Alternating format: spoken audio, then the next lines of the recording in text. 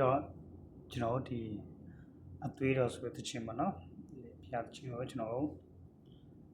ဘယ်လိုတီးထားလဲဆိုတော့ကျွန်တော်နီးစပ်ဆုံးအတန်ပေါ့လေတူနိုင်တယ်များပေါ့နော်ကျွန်တော်ဒါလိုက်ရှာပြီးတော့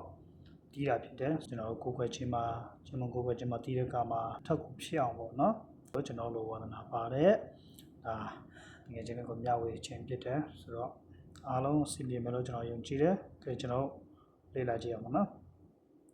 ဒီချင်းဟာ E key ဖြစ်တယ်ပေါ့နော် E ဆိုတော့ဒါ Do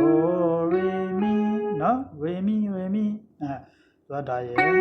ပြီးတော့ဒါရယ်ပြီးတော့ဒီသုံးလုံးပဲပေါ့နော်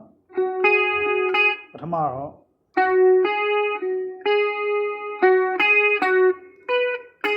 အဲ့လိုပဲဆိုပါနော်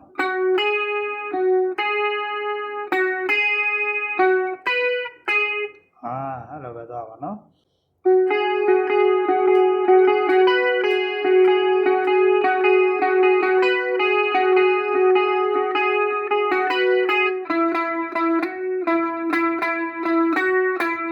အဲ့လိုပဲတော့နော်ဆိုတော့နောက်ဆုံးမှကျတော့ဒီလိုခုနကတော့လို့ပေါ့နော်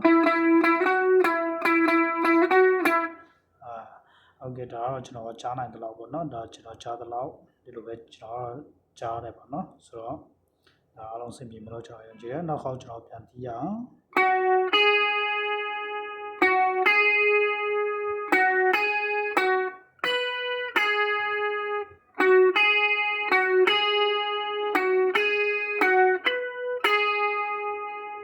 နော်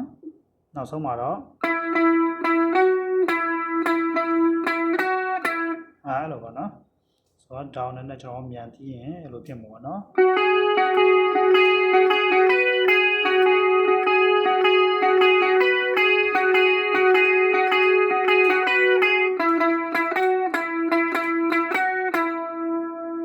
ဆိုတော့အားလုံးအဆင်ပြေမလို့ကျွန်တော်ယုံကြည်တယ် Okay God bless you